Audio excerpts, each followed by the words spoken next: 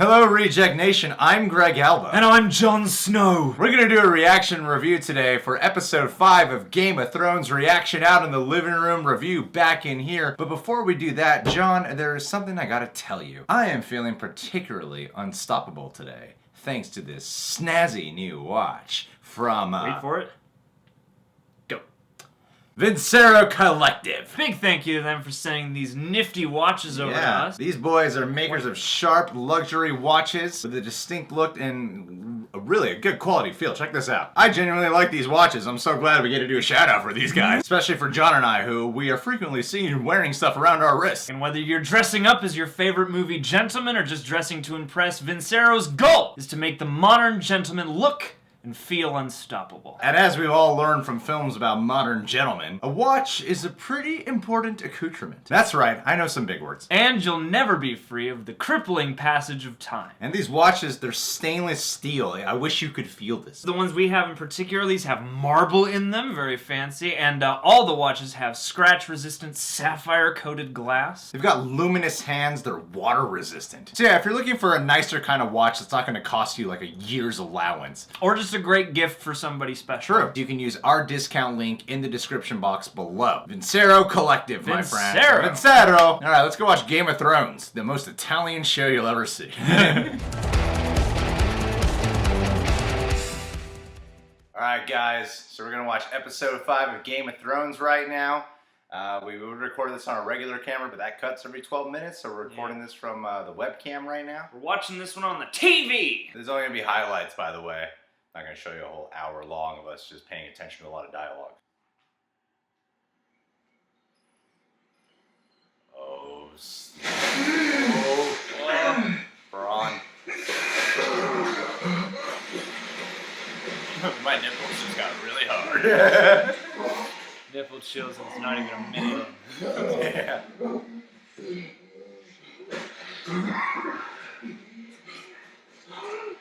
Oh, boy. You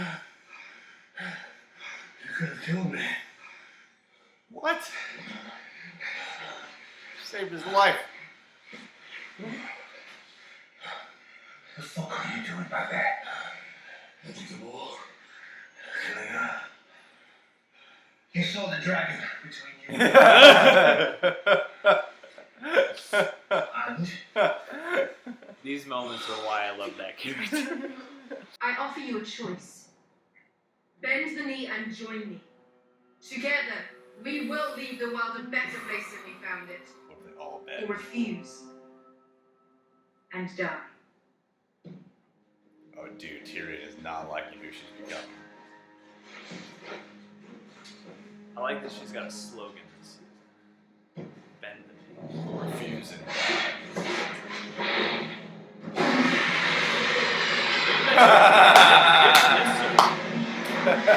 No trouble.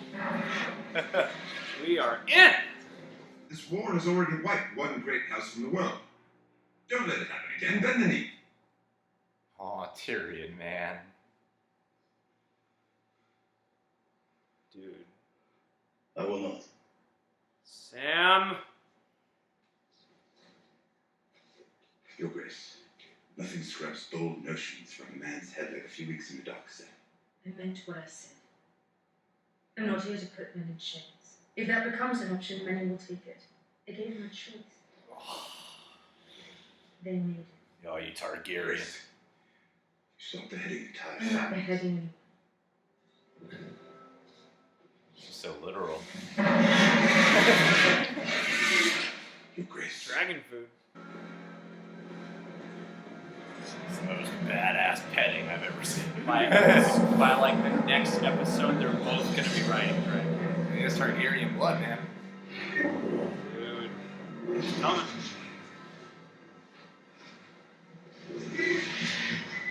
Wow, looks like he's really touching something. Is that practical? It could be. They can make pretty sweet I'm animations. sure with some like visual effects updates on it. Yeah, it could be. Or just incredible CG.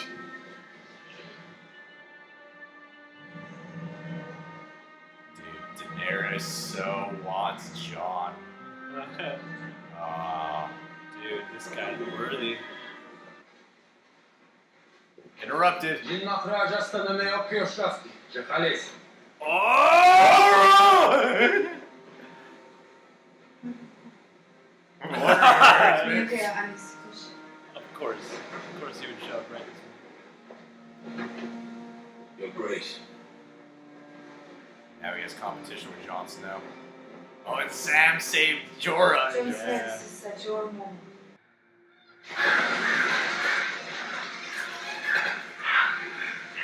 That's what happens to my eyes when I masturbate. I see women all over.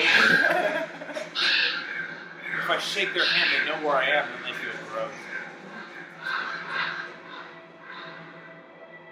Flying past the wall.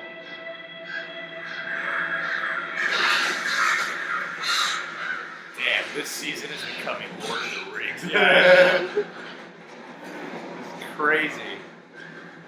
Look at the budget on this bad boy. Oh! Oh, are we gonna find some White Walkers this episode? Damn, how are they gonna get a White Walker? The single hardest mission. Yeah. You find just one. They're Yeah, always in a group. they're always in a large group that keeps growing. Hide in the right bush and just pull one. Put bag over his head. Yeah. Got him. They're gonna dress Throw him in up the horse carriage. like they're White Walker. Yeah. You're like a Shaun of the Dead. In zombie bed, yeah. They just cover themselves in snow.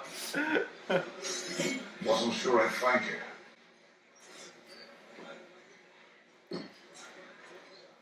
Oh, this guy has been around for a long ass time. Thought you might still be rowing. You came to get me.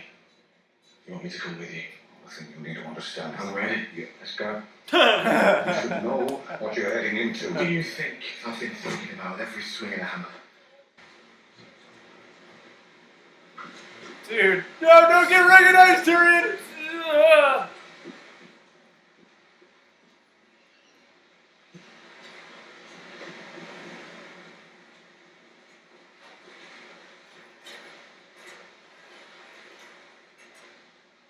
What?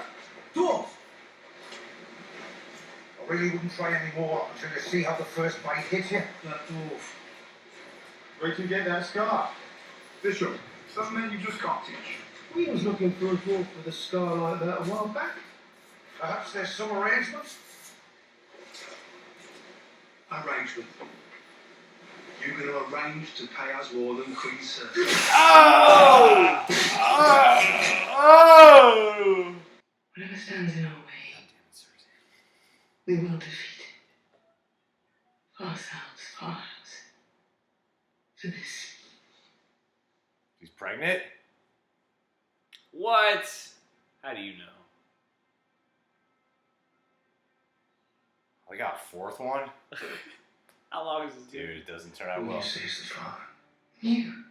Maynard says here that he issued an annulment for Prince Rhaegar and remarried him to someone else at the same time in a secret ceremony in Dawn. Is that a common thing in the South? These maesters.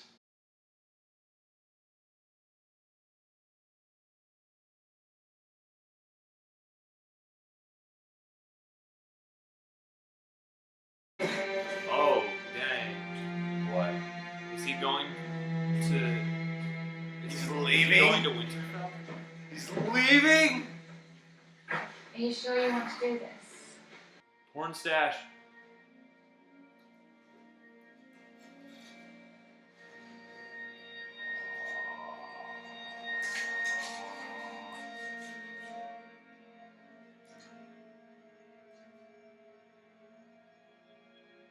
Sansa killed from wounds. What does it say? Middle finger's gonna be right there.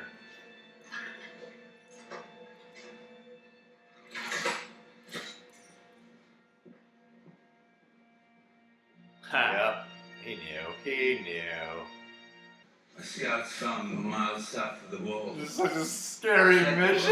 the way here.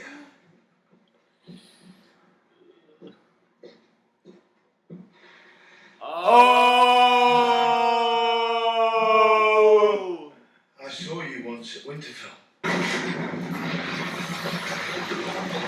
Transition.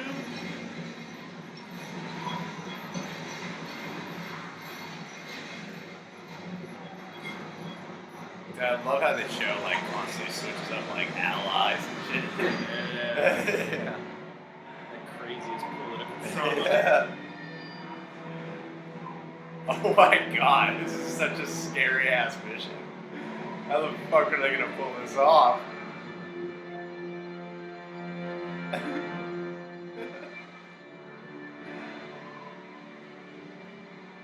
Let's go, boy.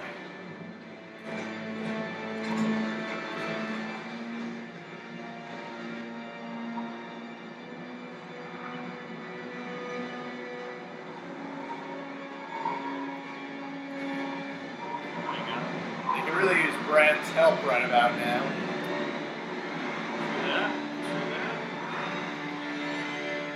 Oh, is that it? Ah! Ah! Oh, I'm not gonna be around next week. You're gonna have to do this from a... I'm not doing this in Colorado. Screw that. I'll do it myself. Or people will just have to wait because I'm gonna want to see that. Well, don't watch my review. We can just shoot another one of these. Alright, we'll shoot Dang. I love how 3 episodes in a row there's battles and shit. The first time we decided to do a reaction, Yeah, there's no yeah. battles. Hey, but there was some pretty intriguing, like, There was some pretty good stuff though, man. character finagling. Yeah, let's go back to the other room. Continue Let's do it. shooting it. Back to the set! Alright, so let's talk about the scenes that really stood out to us, the scenes we really feel we could comment on here. We'll go in order of how the scenes went. The first part that really stood out to me was when Dickon and Randall Tarley Yeah, she burned him when up. she burns them alive. What stood out to me is just how conflicting this is all really becoming for Tyrion, man. Yeah. Tyrion feels terrible whenever these deaths occur. He does whatever he can to prevent this. And whenever Daenerys decides to kill, if they won't follow her, she gets like, you can feel that fire in her eyes, you know? Like that Yeah. dragon blood inside of her. Well, and Tyrion knows tyranny so well that, Yeah. you know, like, you really start to feel for him being like, please don't rule with an iron fist so Yeah. much, you know, especially if you want to be known for being this liberator Yeah. and this new kind of queen. You don't do shit like that. Because there was a Like, scene earlier in this season, Missandei is talking about like people choose to follow her not because they have to follow her but because they want to follow her. Yeah. But whenever she does a conquest like that and she treats people this way and then kills the ones who won't bend the knee in such a terrifying manner, these are people who are following her because they feel they have to, not because they want to. So it's going against everything that even people like Jon Snow was starting to have faith in her. Part of what I love about this show is that you see it from everybody's point of view and everybody's, you know, struggles, because nobody has 100% of the context that everybody else does, you know? That's a really tough call, and I you know, it's like you gotta look at the soldiers as people too, you know? They gotta want to fight on your behalf, you know? Totally. Over the course of Daenerys' arc, I like that they've decided to flirt with these things, because we've watched her make good decisions and bad decisions across this whole thing. And like the whole point of her is that she's the daughter of Rhaegar. You know, people fear, you know, that being the daughter. But whenever she does something like this, it's like that's a hint at that. Yeah, and especially when you're running on the platform of "I'm not my dad." Yeah. And you're just said that to these people. I think in that scene, you know, she like bothers to differentiate herself. Even though you did it in a different way, it still makes me wonder. Yeah. You know, and where is this gonna go down the road? The more challenges you face. You know? Exactly. And the scene when Jon is petting Drogon. Oh yeah. It's like right away you're like, that dragon smells the Targaryen in that guy. I mean, there was that scene when Tyrion pet the dragon in an earlier season. So it's not like these dragons are unpettable. In that specific moment, though, you're like, nah, Drogon senses something in this Jon Snow guy. Oh yeah, no, it was a Harry and Buckbeak. Yeah, it really was. Yeah, it was like, you know, okay, show respect. You know, you bow a little bit, you touch his nose. You know, you develop trust. Yeah. I always love moments like that. And the effects look so good when he was petting him. It looks so amazing. Yeah, I wonder if that may have been a combo of because they can make Yeah. some really impressive animatronics now that'll move, and especially for those close-ups where all you Yeah. need is a nose. Yeah. Yeah, that was I always love those kinds of respect scenes, you know. Jorah returning. I was probably the most excited we got when watching the episode was Jorah reuniting with Daenerys because, you know, like when he left in the last season, he made a promise to her. He said he would fulfill it, and sure enough, he does. And when he returns, it's like, guy seems better than ever. Little does she know, his whole skin looks really disgusting, and it's healing from all the flesh peeling off of him. Yeah, flesh peeling and goo to be covered up. But, I mean, this season is making me really happy for Jorah, because that dude's had a long and difficult journey throughout this show, and he does. And to finally see at least a few payoffs with him, see him get thrown some bones, you know, get cured of his horrific disease, and you know, to be finally, it seems like, accepted, you know, as a part of Daenerys's, at least as part of her organization. You know, they got eyes for each other. Oh, dude! I mean, this episode hinted at that. They had like a pretty good, like the first time they hugged, I thought they were gonna kiss, and then when they were saying goodbye, they were having that moment there where it looked like she was kind of into him a little bit, you know? Hey, I mean, he has proven over so much time his dedication. Absolutely. He's done, like, you know, curing that advanced degree of grayscale seems like a relative impossibility, and still Jorah's knocking down tasks, man. Absolutely. And Tyrion's conflict with him feeling a responsibility for the violent acts that Daenerys is committing, actions that she's taking, you know, because he's like, I'm not the head, I'm the hand. But I like that conversation he has with Varys. We're not seeing a lot of Varys lately, pointing out that, you know, like, I've been in your position, and, you know, I would lie to myself too and tell myself I'm not responsible, but he's the hand, he's the helping hand.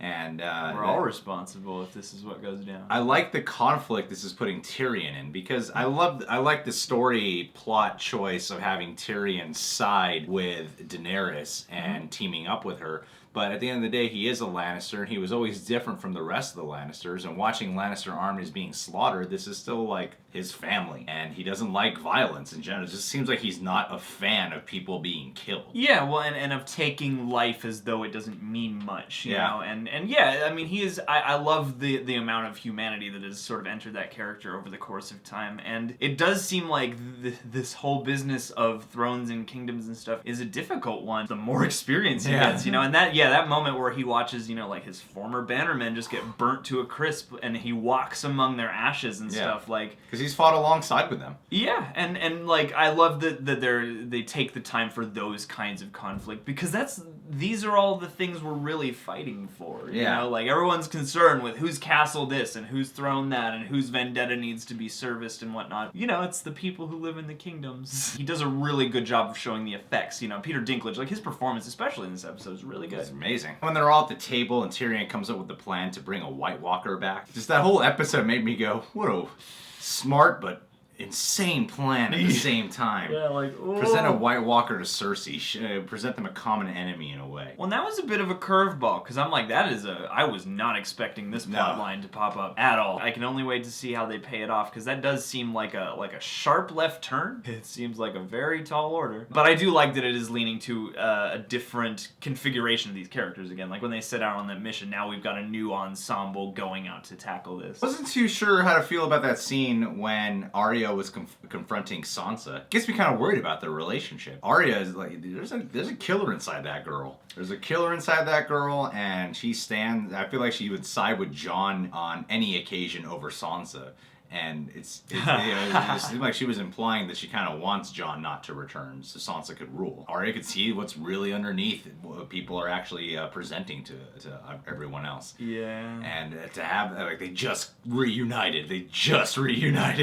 And now there's already this tension and conflict between the two of them. Yeah. And so it's making me wonder where their relationship is headed now. Oh, and yeah. are the Starks, because like we've wanted the Starks to come together so much, and now are the Starks going to separate in some ways? Is there going to be some type of relationship conflict happening here? That's what I'm wondering about, because especially, you know, like Arya is still kind of young, and she's just seeing Sansa again after so long. She's spent a lot of time trying to, you know, like leave her old life behind, and now she's like re-embraced it again, but she is a different person, and she is a bit stranger now, you know, especially like you watch that scene with Hot Pie from last week where she's acting all funny eating the pie and stuff. Yeah, I mean, I got an almost foreboding sense from that scene. I don't think they're gonna like flat out turn on each other, but I don't think this conflict is gonna reach a head at some point. Especially now that she's recovered the note. Yeah. You know, in Littlefinger's room. And what does that note mean? I thought it was the old note that she was once forced to write I think was to send to Robb or to Arya. I remember Cersei in an earlier season had her write a note, and I think it was when Arya was missing. So they wanted to find Arya, so I think it was to send a note to her, or it was to send a note to Robb when they were going to war with Robb. I believe it is that note. I looked it up online. Oh, you did? Yeah. Because there is some, I mean, this is a thick show with a lot of things to remember. Yeah, there's a lot of details. That's why they say, like, the old Maester, like, he kept records of literally everything, and that's one of those things. Yeah. Littlefinger is up to no good. And just keeping notes of everything. Gendry? Yeah. Him returning? Yeah. At first I was like, this guy. Who was he again? I remember. I know your face. I remember the scene where Melisandre got naked on top of you. Who are you again? Oh yeah, the bastard son of Robert Baratheon. I love that scene. I love that scene because there was no beating around the bush whatsoever. You want me to come with you? Yes. All right, let's go. Yeah, I just love how like quick and fast paced that was. He got a couple moments like that too. Yeah. Later on when he meets Jon and he's like, okay, don't mention all this stuff, and he's like, immediately, what's up? I'm the son of Robert Baratheon. How you doing? I feel like it's these scenes that show that he is the son of Robert Baratheon. You know, even though he wasn't raised by him, you can see that it's in his blood. A lot of this show deals with what's in your bloodline, and you can see that this is in this guy's bloodline. That is how Robert Baratheon would have been too. Plus, Jon's got a bastard friend. Yeah, they can do all sorts of bastard club. They get like bastard rings and stuff like that. His and his. It's gonna be perfect. Tyrion and Jaime meeting each other again after a slaughter on the battlefield. Yeah. What an intense moment right there. You know, I like that they didn't spend a lot of time with Tyrion having to explain why he killed their father.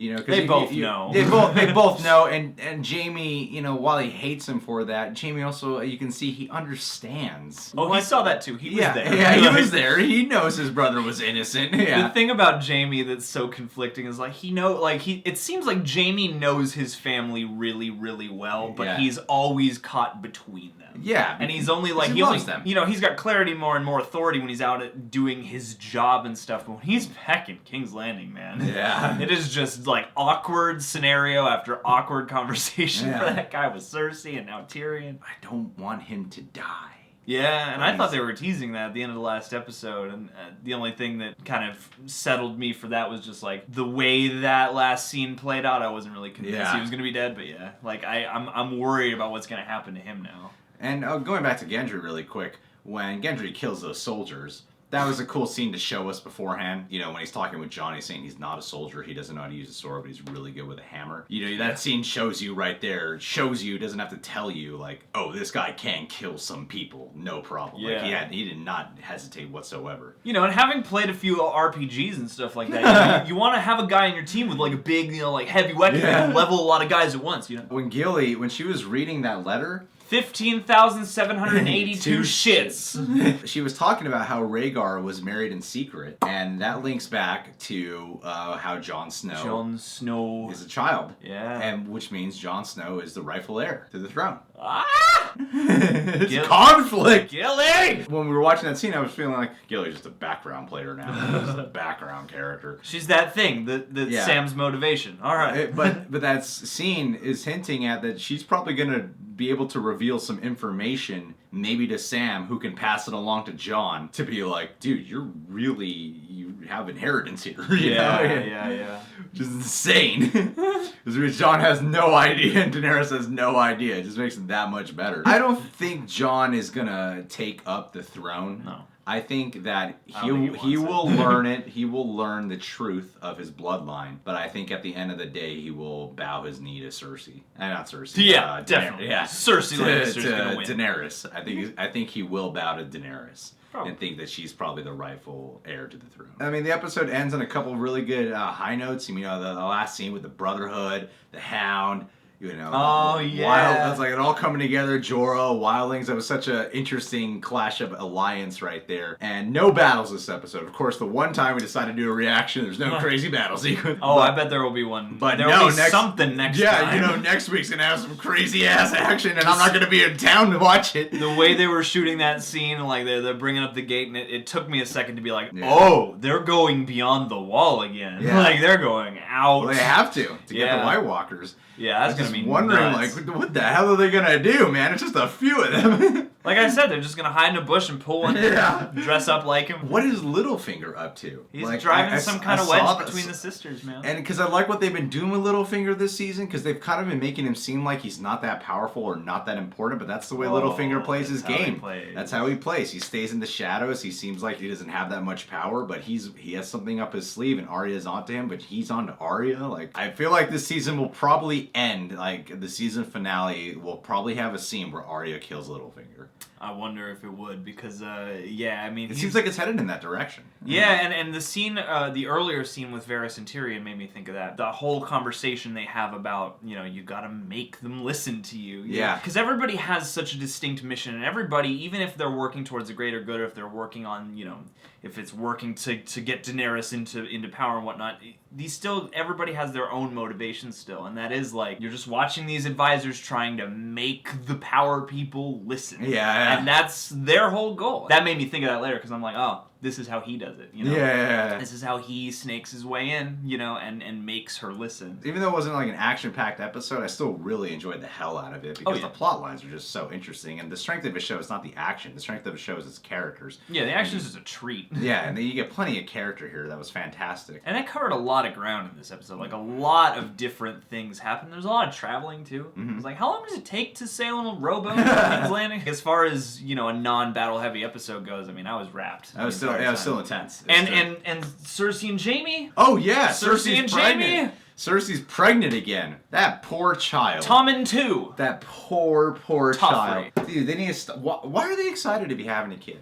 I Why? have no They idea. lost 3 for a reason. You guys aren't meant to have children. You guys are in the middle of a crazy ass war right now. You can clearly see Cersei is getting more drunk with power as time goes along. Jaime, you shouldn't be excited. You gotta be the logical one. I fear what that would mean if Jaime were to truly accept that mantle, because I feel like the only logical outcome is for him to kill Cersei. Yeah. You know, like, I feel like he knows, man, deep down. Oh, he knows. He knows. He knows she has to go, man. And I don't know if he's gonna make it because of that. No, man. I feel like Jaime might go. Anyway, guys, what'd you think of the episode? I'm going to be in Colorado over the weekend, so I'm not going to be able to film a reaction or a review for the episode.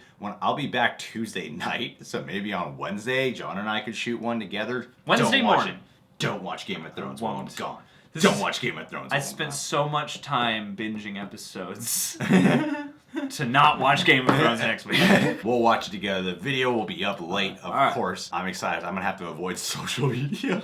Yeah, don't use any electricity. Starting 6 p.m. Eastern Time, I will have to avoid social media until I'm back in California watching the episode. This is how my lifestyle benefits me. I don't check social media very much anymore. Yeah. Well, subscribe to The Real Rejects. Click that notification bell. John Humphrey on Twitter and Instagram. We have a Patreon. Go check it out. A lot of fun perks over there. Much love, Reject Nation. Yeah.